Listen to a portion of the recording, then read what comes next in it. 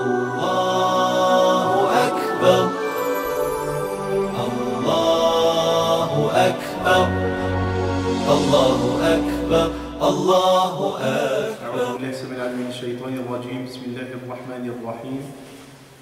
الصلاة والسلام على سيدنا محمد وعلى آله وأصحابه أجمعين ومن تبعهم بإحسان إلى يوم الدين. رب اشرح لي صدري ويسر لي أمري واحلل عقدة من لساني يفقه قولي. سبحانك لا علم لنا إلا ما علمتنا إنك أنت العليم الحكيم. سبحانك لا فهم لنا إلا ما فهمتنا إنك أنت الجواد الكريم. ولا حول ولا قوة إلا بالله العلي العظيم. السلام عليكم ورحمة الله وبركاته. Donc, dans un premier temps, on remercie Allah subhanahu wa ta'ala qui nous a permis de nous réunir dans sa maison, alhamdoulilah, pour pouvoir évoquer son nom. Alhamdoulilah, donc vous le savez, donc, je pense que Mohamed vous l'a dit plusieurs fois, donc les mérites ils sont grands, ils sont énormes. Et si en vérité on connaissait la grandeur de ces moments-là, on ne voudrait même plus quitter ce lieu. On aurait resté sur place et mourir jusqu'à ce qu'Allah subhanahu wa ta'ala nous rappelle à lui. Donc on remercie Allah subhanahu wa ta'ala et on remercie les frères qui nous permettent aussi de pouvoir nous asseoir et qui organisent ce genre de rencontres. Donc Inch'Allah, aujourd'hui, Mohamed m'a demandé d'intervenir sur les enseignements à tirer concernant la question de la hijra. Donc il faut savoir que c'est un événement qui est fondamental, qui est très important dans la vie du prophète alayhi salatu wassalam. Et le fait de s'asseoir pour justement méditer, étudier et lire la vie du prophète alayhi salatu wassalam, c'est quelque chose qui doit devenir central dans nos études. Surtout nous aujourd'hui qui vivons dans un contexte qui est particulier, qui est le contexte de la France, un contexte qui fait qu'on a certaines difficultés, certains défis à surmonter, certaines compréhensions à pouvoir assimiler pour pouvoir vivre notre islam comme, du moins, le plus proche de ce qu'ont pu vivre les compagnons du prophète, alayhi salatu wassalam. Et cette question de la hijra, c'est une question qui est centrale, puisqu'aujourd'hui, on voit, c'est quelque chose qui ressort un peu dans les discours des musulmans. Aujourd'hui, on voit de plus en plus de personnes qui parlent de la question de la hijra, qui pensent même à la hijra, à l'immigration. Et c'est important de revenir sur cette notion-là pour essayer d'en tirer des leçons, savoir pourquoi le prophète alayhi salam il a fait tout ça. Est-ce qu'il l'a fait parce qu'il l'a voulu? C'est important aussi de le savoir, parce qu'il y a beaucoup de gens qui pensent que la hijra, c'est forcément la solution. Et on va voir que, Inch'Allah, si Allah subhanahu wa ta'ala nous permet, que tout au long de cette intervention, donc les enseignements qu'on peut en tirer, c'est que le hijra, en vérité, ce n'était pas forcément la solution. Mais c'était une solution qui est la seule qui restait. On ne pouvait pas faire autrement. Alors, pourquoi c'est important de revenir à ces événements-là de la vie du prophète, alayhi salam? Parce qu'Allah subhanahu wa ta'ala, il nous apprend que le prophète, alayhi salam, c'est un modèle dans tout ce qu'on doit faire. Il nous dit dans le Coran, وَلَقَدْ كَانَ لَكُمْ فِي رَسُولِ اللَّهِ أُسْوَةٌ حَسَنَةٌ لِمَنْ كَانَ يَرْجُو اللَّهَ وَالْيَوْمَ الْآخِرَ وَذَكَرَ اللَّهَ كَثِيرًا. Allah Azza wa Jalla nous rappelle que le prophète c'est un modèle. Et il nous dit, vous avez certes en la personne du messager d'Allah, sallallahu alayhi wa sallam, l'exemple par excellence à suivre pour quiconque espère en Dieu au jour dernier et évoque Dieu fréquemment. Donc Allah Azza wa Jalla il a fait du fait de le suivre et de le prendre comme modèle aussi un charte, une condition pour obtenir l'amour d'Allah Azza wa Jalla. Il nous dit dans le Coran, قُلْ إِن كُنْتُمْ تُحِبُّونَ اللَّهَ فَاتَّبِعُونِي يُحْبِبْكُمُ اللَّهُ وَيَغْفِرْ لَكُمْ ذُنُوبَكُمْ. Donc Allah Azza wa Jalla il interpelle le prophète alayhi salatu wassalam, il dit aux gens, dis-leur, قُلْ, toi messager d'Allah, dis aux gens, si vous prétendez aimer Allah subhanahu wa ta'ala, alors suivez-moi et Dieu vous aimera et il vous pardonnera vos péchés. Donc ces deux versets-là, ils mettent quand même en évidence que le fait de suivre le prophète alayhi salatu wassalam, c'est une condition fondamentale pour notre réussite, notre compréhension de l'islam dans ce bas monde, mais aussi dans notre réussite dans la vie dernière. D'où l'importance de s'attacher à ce modèle et d'étudier justement la vie du prophète alayhi salatu wassalam. Et donc, Inch'Allah, bien sûr, si on devait s'attarder sur tous les aspects de la vie du prophète, alayhi salam, il nous faudrait des heures et des heures, comme nous l'a rappelé notre frère Mohammed. Mais aujourd'hui, on va essayer, Inch'Allah, de passer un petit moment où on va tirer des leçons de la question de l'hijra, pour que ça puisse, nous, avant tout, nous servir dans notre quotidien. Parce que quand on revient à la vie du prophète, alayhi salam, c'est pour que nous-mêmes, on puisse par la suite mettre en pratique ces enseignements-là dans la construction de notre islam et de notre spiritualité, et dans notre préparation, surtout, à la rencontre avec Allah subhanahu wa ta'ala le jour dernier. Ce qui est sûr, c'est que quand on veut revenir à la question de l'hijra, la première chose qu'on pourrait tirer comme leçon ou comme enseignement, c'est que contrairement à ce qu'on peut voir aujourd'hui où les gens voient ça comme une solution, ben voilà, moi j'ai décidé de faire l'hijra et puis ça devient quelque chose d'automatique et de systématique et de facile même à entreprendre. Bien, la première chose qu'on peut tirer comme leçon, c'est qu'à l'époque du prophète, la question de l'hijra, c'était une notion qui était très difficile à mettre en pratique. C'est l'illustration, la mise en pratique du sacrifice des croyants de l'époque. C'est pas juste je fais les hijra, je pars dans un pays du Moyen-Orient ou bien du Maghreb, mais je continue à recevoir le RSA, profiter des allocations familiales et de la CAF, et puis je reviens tous les 6 mois pour pouvoir profiter de ces choses-là. La question de l'hijra au temps du prophète, c'est une question d'abandon de tout. C'est des gens qui ont laissé derrière eux leurs biens, leur famille, leur histoire, leurs sources, pour suivre Allah subhanahu wa ta'ala et son prophète alayhi salam. Il suffit de revenir sur l'histoire de Abu Salama, qui lorsque lui il entreprend sa hijra, il est obligé de laisser sa femme et son enfant. Pour quelle raison? Tout simplement parce qu'au moment où il a voulu prendre sa femme et son enfant, les familles se sont disputées. La famille de Abu Salama ont pris le parti de Abu Salama, et la famille de Salama ont empêché Salama de faire l'hijra jusqu'à Médine, et puis ils ont décidé chacun que l'enfant devait rester, jusqu'au point où quand ils se sont disputés, ils ont démembré le bras de cet enfant-là. Imaginez-vous Abu Salama qui entreprend ce voyage à Médine, qui vit cet événement-là devant ses yeux, qui voit des gens se disputer pour son enfant au point où son bras se démembre. Et donc il décide, pour éviter, pour préserver la vie de sa femme et de son fils, il décide de les laisser. Et il part.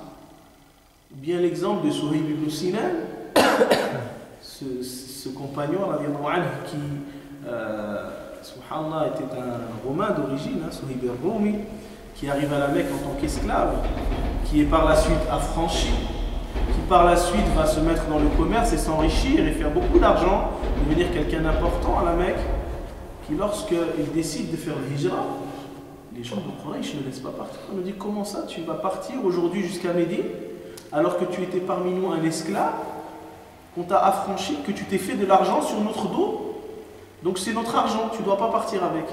Subhanallah, c'était son argent. Et les notables de Quraysh disent, c'est le nôtre. Vu que tu as gagné de l'argent sur nous, tu ne partiras pas avec. Et il lui laisse le choix. Soit tu décides de rester avec nous, tu gardes tes biens, soit tu pars à Médine et tu laisses tout. Et là, Suhayb ibn Sinan, il laisse tout. Et quand il arrive à Médine, le prophète lui dit, quel bon négoce que tu as fait. Et le verset qui a été révélé dans Surat al-Baqarah, وَمِنَ النَّاسِ مَنْ يَشْرِي نَفْسَهُ ابْتِغَاءَ مَرْضَاتِ اللَّهِ وَاللَّهُ رَءُوفٌ بِالْعِبَادِ.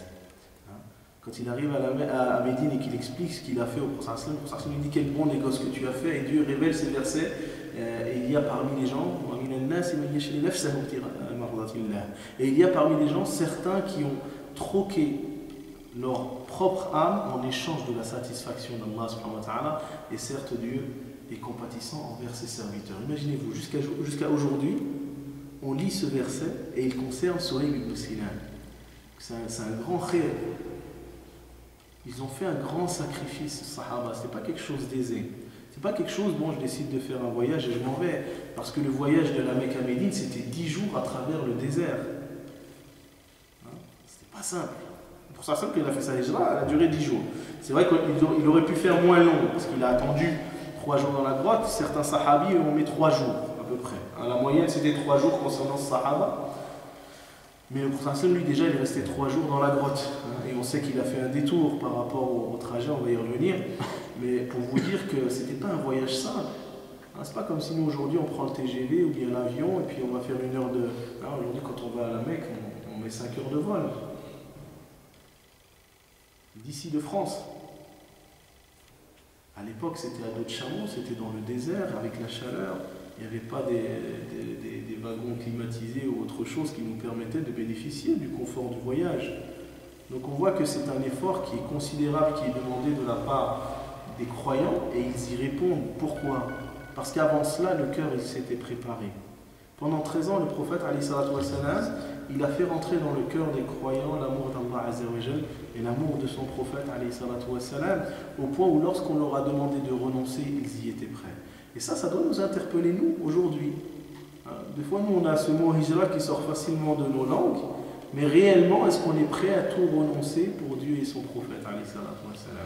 C'est la première des choses qu'on doit tirer de cet enseignement-là, le renoncement. Est-ce que nous, on est prêt à sacrifier de notre temps, de notre personne, de nos familles, pour que la parole d'Allah Azzawajal soit la plus haute sur terre? Parce que c'est facile, oui, on vient de temps en temps, on s'assoit quand on a 5 minutes. Rien que des fois, les assises, on a du mal à être assidu. Pour faire un travail, on a du mal à être régulier. Alors imaginez-vous si demain, ça nécessitait un grand projet comme celui de la construction d'une communauté musulmane. C'est sûr qu'on ne pourra pas construire une société musulmane exemplaire avec des options de temps. Et ça, les compagnons l'ont bien compris. Et en vérité, ce voyage géographique, ce déplacement géographique de la Mecque à Médine, au-delà du déplacement géographique, il est l'illustration du renoncement des compagnons. C'est-à-dire qu'ils ont été prêts à tout laisser pour partir. Ne sont restés à la Mecque que ceux qui étaient faibles et qui n'avaient pas les moyens de pouvoir partir. Mais leur cœur, il était attaché au prophète. Alors c'est important qu'on le rappelle parce qu'il faut qu'on recadre les choses. On croit que la hijra c'est juste comme ça, un truc, j'ai décidé de le faire, je le fais. Mais ça nécessite un vrai engagement. Et en vérité, il n'est même pas nécessaire de partir pour s'inscrire dans la hijra, nous qui vivons en France. C'est pour ça que le prophète, il confirme cela à travers un hadith, lorsqu'il dit, en vérité, le meilleur muhajir, c'est celui qui a fait la hijra de ce bas monde. Le meilleur muhajir, c'est celui qui a renoncé à ce bas monde. Parce que tu peux faire un déplacement géographique. Aujourd'hui, on va décider qu'on va faire l'hijra, on va partir au Maroc, en Algérie, au Yémen, en Arabie Saoudite, ou je ne sais trop où. Mais peut-être que nos cœurs, ils sont encore ici. Quand je dis ils sont encore ici, ils sont encore attachés à ces choses ici, au bien matériel, à ce bas monde et à tout ce qu'il contient. C'est pour ça que, avant de parler de l'hijra, il faut parler de l'iman. Quand Allah Ta'ala il parle des croyants et de leur démarche spirituelle, il parle, avant de parler de l'hijra, il parle de l'iman. Inna alladhina amanu wa hajaru wa jahadu fi sabilillah. Parce que le djihad, comme le dit le prophète alayhi salatu wa salam, c'est le summum.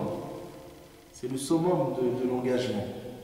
Parce que la personne qui nourrit son cœur, la personne qui entretient sa relation avec Allah Azza wa Jalla, qui soigne sa relation avec le Créateur au point de se purifier, de se rapprocher de lui, il finit par renoncer pour s'orienter exclusivement vers Allah subhanahu wa ta'ala. Et une fois qu'il s'est orienté exclusivement vers Allah Azza wa Jalla, et qu'il a renoncé, il est prêt même à donner sa vie entière pour la cause de Dieu. Et c'est ça le sens du djihad, c'est pas seulement le fait de prendre des armes et tuer des gens.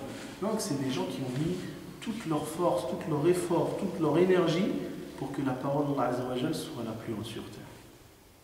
Alors, parmi aussi les leçons qu'on peut tirer de la hijra du prophète, alayhi salatu wa salam, surtout, c'est que le prophète, alayhi salatu wa salam, contrairement à ce qu'on peut croire, il n'a pas émigré parce qu'il voulait émigrer, mais il a émigré parce qu'il était dans la contrainte. Ça, c'est important aussi de le retenir, parce que nous, aujourd'hui, comme je vous ai dit, ça devient une solution de facilité. Bon, dès que j'ai un peu de difficulté à faire mes prières, dès que j'ai un peu de difficulté à trouver un travail, dès que j'ai un peu de difficulté à vivre un peu mon islam, sans qu'on touche à mes fondamentaux, forcément, et bien la première option qui me vient, c'est la hijra. Alors que le prophète, alayhi salatu wa salam, Allah subhanahu wa ta'ala, dans sa sagesse, il a fait que la hijra soit la dernière option. La preuve en est, c'est que les musulmans sont passés par d'abord Da'wat al-Sirriya, ils se sont d'abord cachés pour transmettre le message. Ensuite, même quand ils ont transmis le message ouvertement, ils sont restés à la Mecque. Ils ont subi d'abord les moqueries, mais ensuite ils ont subi les persécutions. Et c'est quand, justement, les musulmans ont commencé à subir les persécutions et que les plus faibles d'entre eux, qui ne pouvaient pas être sous la protection des notables de la Mecque, leur vie ont été en danger. D'ailleurs, même certains sont morts, notamment le père de Ammar, Yasir et son épouse Soumaïa, qui sont les premiers martyrs de l'islam. Ils sont morts dû à la persécution de Quraysh. Et bien, le prophète, il a demandé à ces gens-là qui n'avaient pas la force d'endurer les persécutions de Quraysh d'émigrer en Abyssinie. Mais est-ce que le prophète il est parti? Non. Parce que sa mission lui demandait de rester sur place et surtout parce qu'il avait encore la possibilité de pouvoir prêcher au sein de la Mecque. C'est-à-dire que tant que le prophète il avait une possibilité de rester dans le contexte dans lequel il était pour pouvoir faire tablir, la transmission du message, il est resté dans ce contexte-là. Parce que son oncle Abu Talib le protégeait. Parce que malgré tout, au sein de son clan, des Bani Hashim et de Quraysh de manière générale, il était respecté. Donc on n'osait pas trop s'en prendre à lui physiquement. Donc il avait toujours la possibilité de pouvoir transmettre ce message. La preuve en est que le hijra n'est pas une finalité en soi et la solution première, c'est que dès que Quraysh, lorsque le prophète va réciter Surat al-Najm, et qu'à la fin, ils vont tous se prosterner, et que cette rumeur-là arrive jusqu'en Abyssinie, quel a été le réflexe des musulmans? C'est de se dire qu'on va revenir. Ils ne se sont pas dit non, on va rester là-bas, on est bien, c'est un état de justice, on nous respecte. C'est-à-dire que même si ils n'étaient pas sûrs encore que les choses allaient dans le bon sens, juste ils ont eu la rumeur que tout Quraysh s'était converti, hop, ils ont décidé de revenir à la Mecque. Et d'ailleurs, ils sont revenus. Mais lorsqu'ils ont approché la cité de la Mecque et qu'ils se sont rendus compte qu'en fin de compte, ce n'était qu'une rumeur et que la persécution était toujours présente, certains ont fait demi-tour. D'autres sont rentrés à la Mecque sous la protection de notables. Donc c'est bien la preuve que la hijra, de manière générale, c'est une solution de contrainte et non une solution première. Ça doit être la dernière option pour les croyants lorsque, après avoir utilisé tous les outils de da'wah, on se retrouve bloqué. D'ailleurs, la preuve, c'est que le prophète, quand est-ce qu'il va envisager sa hijra? Déjà, il ne le fera pas. Il ne va pas le faire sous le chef, sous son propre chef. Le prophète, il ne va pas décider de faire le hijra parce qu'il veut la faire. Mais déjà, il l'a fait parce que Allah subhanahu wa ta'ala lui ordonne de la faire. Déjà, c'est différent. C'est qu'Allah Azza wa Jalla lui a ordonné de la faire. Deuxièmement, il va faire cette émigration à Médine parce que le contexte faisait que s'il restait à la Mecque, il risquait de mourir et en mourant, le message risquait de ne pas parvenir. Vous voyez? Donc ça c'est important de le savoir. Le prophète il fait le hijra parce que Dieu lui demande de le faire. Mais quand il lui demande de faire le hijra, c'est à la suite de quel événement? C'est à la suite de l'événement où Quraysh vont se réunir pour comploter contre le prophète et organiser son meurtre. Donc là on est vraiment face à un danger qui est imminent, un grand danger.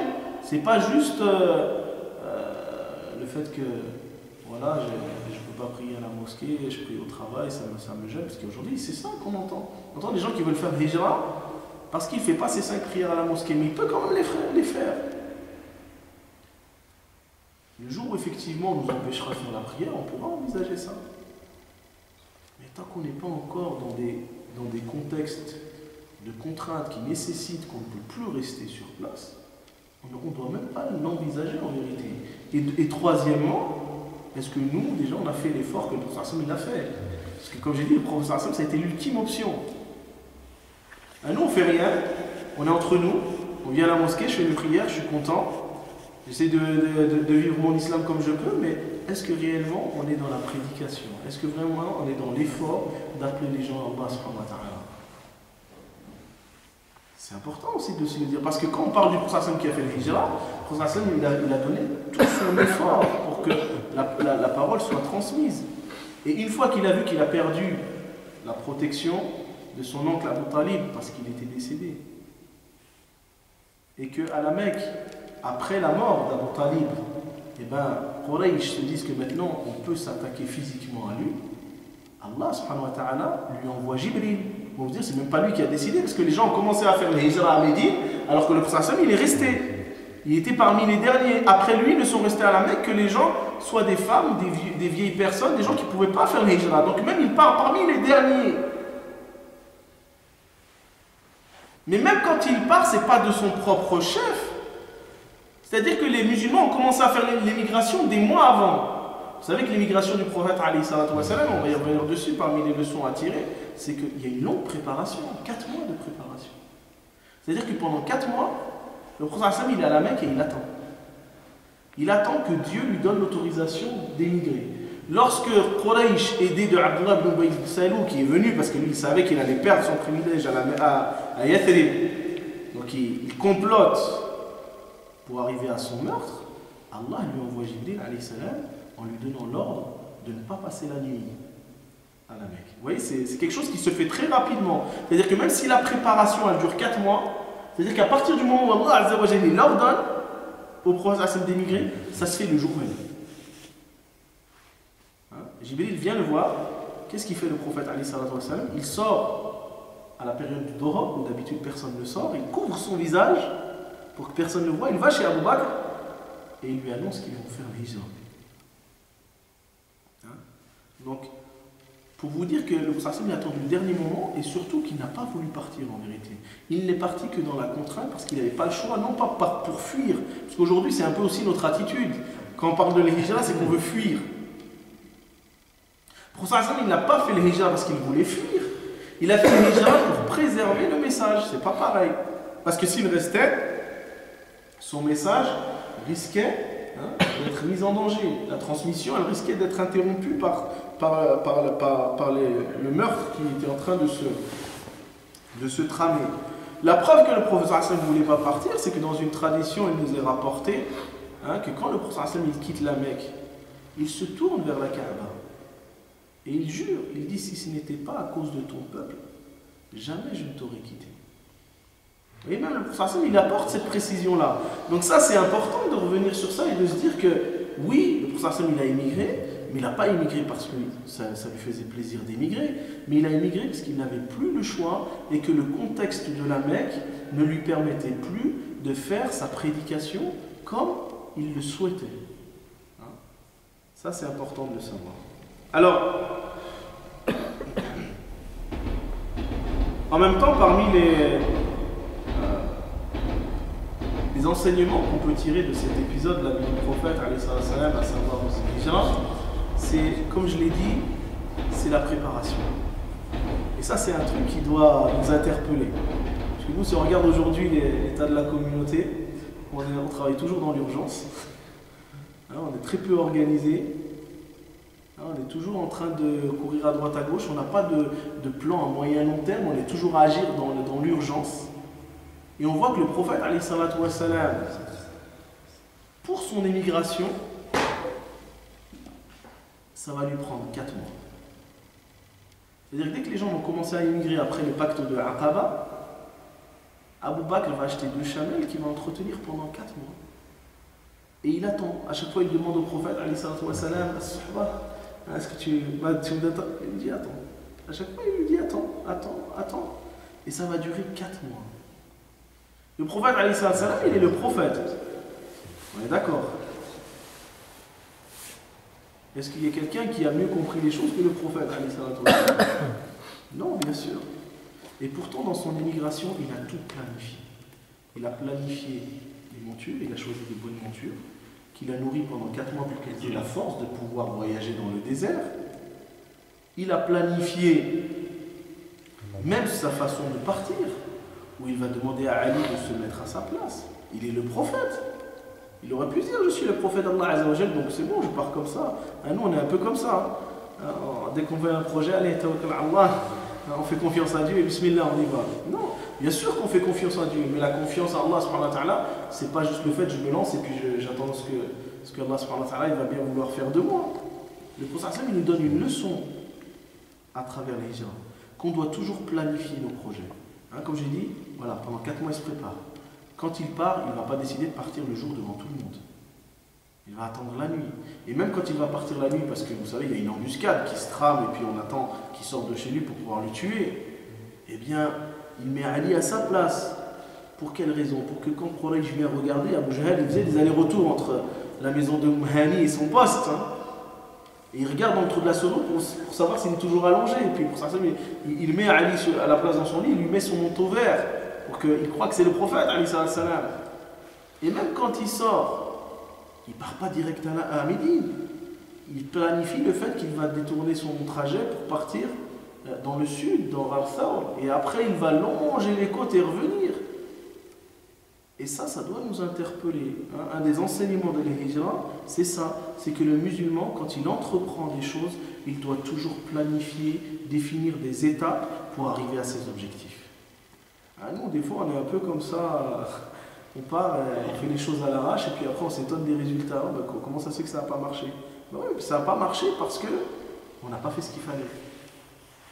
Et regardez, subhanallah, les gens qui... Pour ça, c'était l'exemple. Et il planifiait tout. Dans son ensemble, tout était planifié, tout passait par des étapes. Eh bien, nous, musulmans aussi, on doit passer par des étapes et structurer notre travail, structurer même notre construction spirituelle, parce que ça passe par des priorités. Là, je ne commence pas par n'importe quoi, je dois commencer par des choses qui sont plus importantes que d'autres. Et la question de l'Hijra, elle nous apprend cela.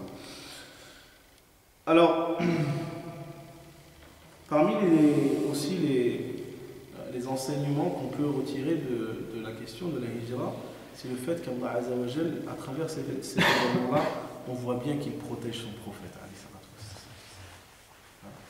Et ça à plusieurs étapes. Comme je vous ai dit, Allah Ta'ala, il a promis qu'il le protégerait. Il lui dit Wallahu ya'asimuka minan nas. Certes, Dieu te protégera des gens. Et ce verset-là, il va se manifester tout au long, justement, de cet événement de l'Hijra. Déjà au moment du départ, où, alors que Quraysh tout entier, ils ont désigné des gens pour venir tuer le prophète, mais qui se postent, en fait, ils sont en train de... ils ont pris en embuscade la maison. En principe, le prophète ne peut pas s'échapper. Eh bien, le prophète, il sort sous leurs yeux. Et il récite les versets de Surat Yasin. Et plus que ça, il se permet même de leur verser du sable sur la tête, tout en passant à côté d'eux. Et tout ça, ils ne voient rien. Ils se lèvent le matin, ils s'aperçoivent que le jour se lève, ils se précipitent dans la maison de Hani, ils enlèvent le manteau, ils voient qui? Ali. Et ils ne comprennent rien. Parce qu'ils n'ont pas vu le prophète sortir. Et ça, c'est une manifestation du fait que Allah, subhanahu wa ta'ala, même si le prophète il a mis en pratique son projet, il a planifié, il a structuré, il n'empêche que sa réussite, elle ne dépendait que d'Allah Azza wa Jal. Et ça aussi, c'est un enseignement pour nous. C'est-à-dire que oui, on doit structurer nos projets. Oui, on doit mettre des étapes. Oui, on doit planifier. Mais on ne doit pas croire que parce qu'on planifie, qu'on structure les choses, qu'on aura forcément la réussite. Parce que at-tawfiq illa billah. Parce qu'en vérité, la réussite, elle ne dépend que d'Allah Azza wa Jal. Et ça va se manifester encore plus tard. Parce que vous voyez, le prophète, il planifie. Il planifie. Comme on a dit, il structure son départ. Il décide de partir à Rafah au lieu de partir directement à Médine. Donc ça fait partie de son programme, de son projet. Mais quand il arrive à la grotte, qu'est-ce qui se passe? Au bout d'un moment, Quraysh retrouve ses traces. Vous voyez, il a fait ce qu'il fallait. Mais Quraysh retrouve ses traces. Et là, on voit encore une fois que la protection d'Allah Azza wa Jal, c'est ça qui va faire que son projet va pouvoir aller jusqu'au bout. Allah Ta'ala dit إِلَّا تَنْصُرُوهُ فَقَدْ نَصَرَهُ اللَّهُ إِذْ أَخْرَجَهُ الَّذِينَ كَفَرُوا ثَانِيَ اثْنَيْنِ إِذْ هُمَا فِي الْغَارِ إِذْ يَقُولُ لِصَاحِبِهِ لَا تَحْزَنْ إِنَّ اللَّهَ مَعَنَا إِنَّ اللَّهَ مَعَنَا. Vous voyez, Allah Azza wa Jal, il parle de cet événement-là dans Surat At-Tawbah, il dit, et si vous ne venez pas à son secours, sachez que Allah subhanahu wa ta'ala l'a secouru lorsque les négateurs l'ont chassé de la Mecque, alors qu'il se trouvait, lui et son compagnon, dans la grotte, et qu'il dit à son compagnon, n'aie crainte, Dieu est avec nous. Pourquoi? Parce que malgré toute la planification qu'il a fait le prophète alayhi salam, quand ils arrivent à Ghar Thawr, eh bien, qu'est-ce qui se passe? Abu Jahl et les Quraysh retrouvent sa trace et ils arrivent même jusqu'à la grotte. Au point où Abu Bakr il dit au prophète alayhi salam, si il se penche seulement un petit peu, ils nous verront. Et là le prophète lui dit, n'aie crainte Abu Bakr, que penses-tu de deux hommes dont le troisième est Dieu? Et c'est ainsi que le verset a été révélé. Donc on voit qu'encore une fois la protection d'Allah Azza wa Jalla elle est là. Hein? Aussi pendant le voyage, hein, chacun de nous on connaît l'histoire que quand le prophète au bout des 3 jours, il décide, quand il voit que le Quraysh abandonne les poursuites, il prend le chemin de Médine et il longe la côte. Parmi les gens de Quraysh se trouve un homme qui s'appelait Suraqa ibn Malik. Suraqa ibn Malik, qu'est-ce qui se passe? Il entend des gens, des bédouins qui disent qu'ils ont vu 2 personnes, 2 silhouettes longer le littoral de la mer Rouge. Et là il se dit, c'est le prophète, c'est Mohammed et ses compagnons. Et vous savez qu'à l'époque, il était offert une rançon de 100 chamelles rousses. Hein, c'est pas n'importe qui. Hein. 100 chamelles rousses, c'est comme si aujourd'hui je disais on va t'offrir 100 Mercedes. Hein. C'est un peu comme ça. C'était le top de la chamelle. Donc pour celui qui ramenait le prophète mort ou vif. Et donc Suraqa ibn Malik, il se lance à la poursuite du prophète alayhi salatu wa salam. Et lorsqu'il commence à les voir, Allah Azza wa Jalla fait que les pieds de son cheval, je pense que vous avez dû le voir quand Mohammed vous en a parlé, il s'enfonce dans le sable et il tombe. Et qu'est-ce qu'il fait Suraqa? Il réagit une première fois. Qu'est-ce qu'il fait? Il décide de tirer les flèches divinatoires pour savoir si c'était un bon augure ou un mauvais augure. Vous savez qu'à l'époque, les Arabes, ils tiraient comme ça. Et quand il va tirer les flèches divinatoires, il va voir qu'en fait, c'est négatif, il devrait arrêter. Mais il pense tellement à la récompense qu'il se relance à la poursuite du prophète. Et là, vous voyez, comme je dis, le prophète, il a fait tout ce qu'il fallait pour planifier, structurer son voyage, mais Suraqa les rattrape. Et lorsque le cheval de Suraqa arrive jusqu'au prophète, encore une fois, hop, ses sabots s'enfoncent dans le sable, il tombe, et là il prend conscience que c'est un signe de Dieu. Et à ce moment-là, il va se convertir à l'islam.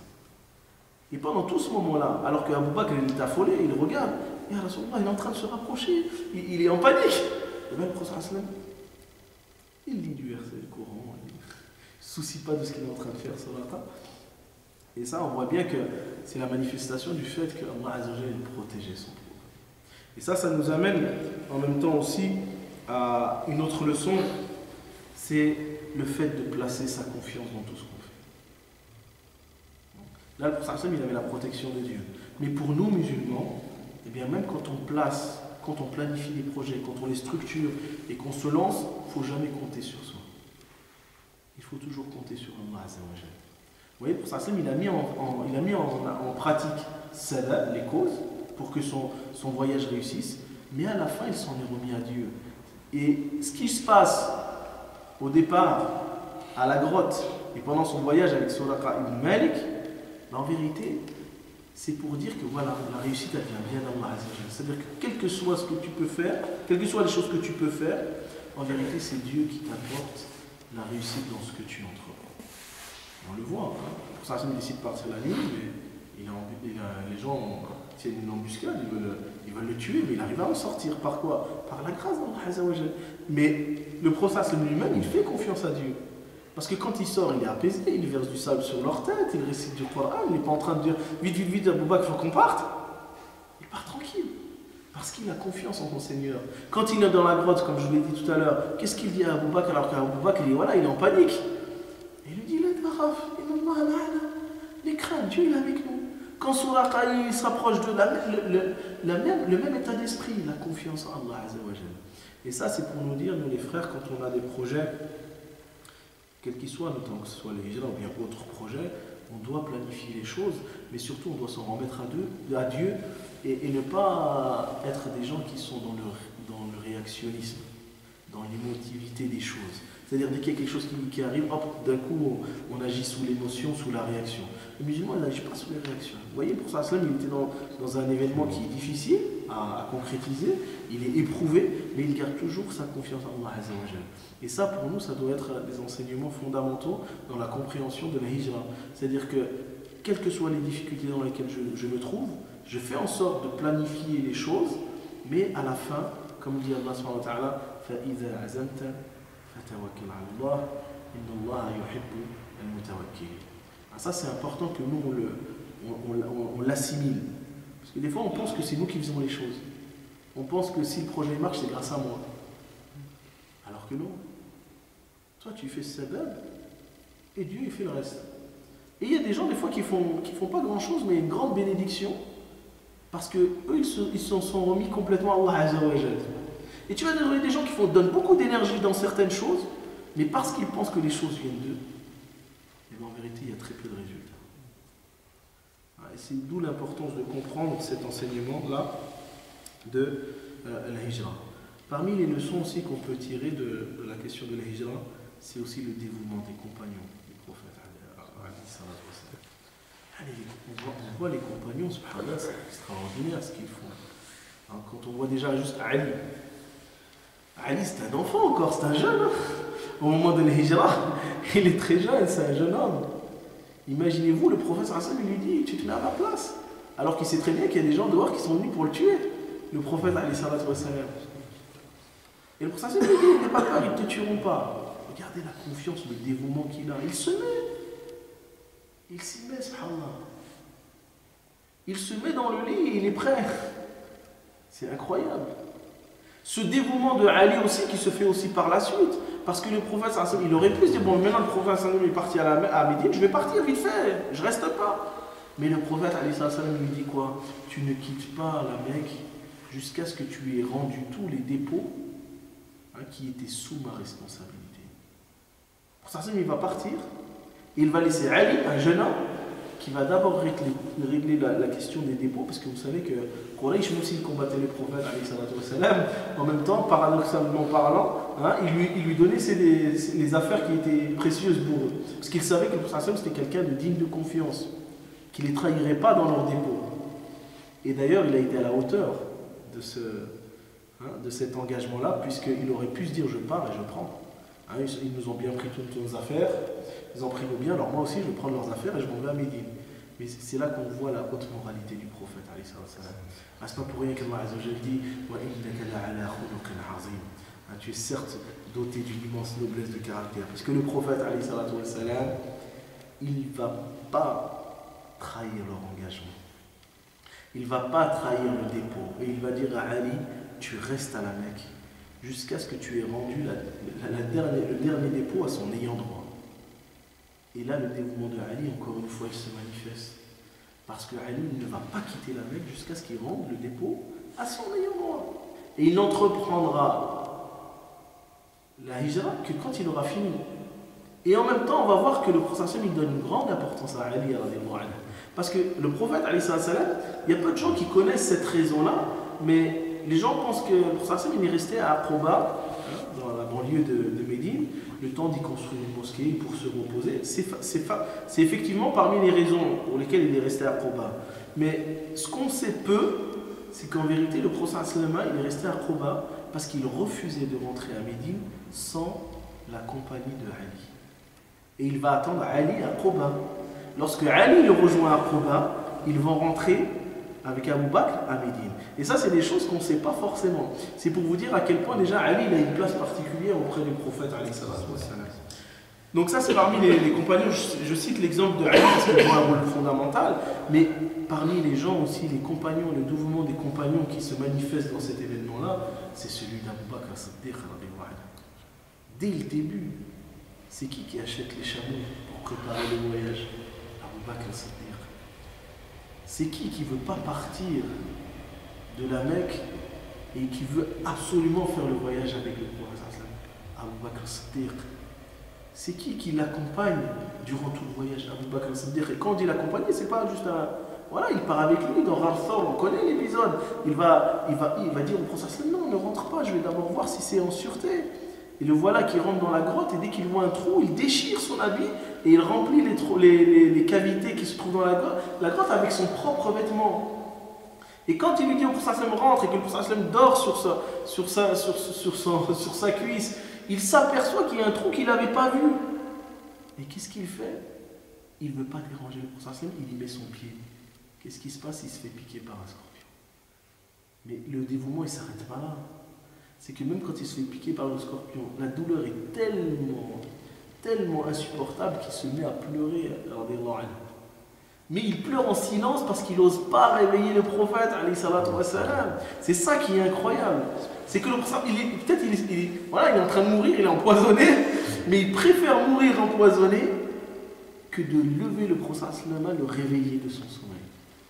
Et on sait que dans la tradition qui nous est rapportée, c'est que justement une larme qui va tomber sur le visage du prophète, qui va le réveiller, il va lui dire qu'est-ce qui t'arrive, et là, Abu Bakr Siddiq va lui raconter ce qui se passe. Et là, le prophète, avec sa salive bénie, il va mettre de sa salive sur l'endroit où le scorpion l'avait piqué, il sera guéri. On va voir, subhanallah, que pendant tout le voyage, il met même sa famille au service du prophète. Parce que c'est qui amène la nourriture dans un Ghar Thawr? C'est sa fille Asma, qui à l'époque, rappelons-le, elle était enceinte.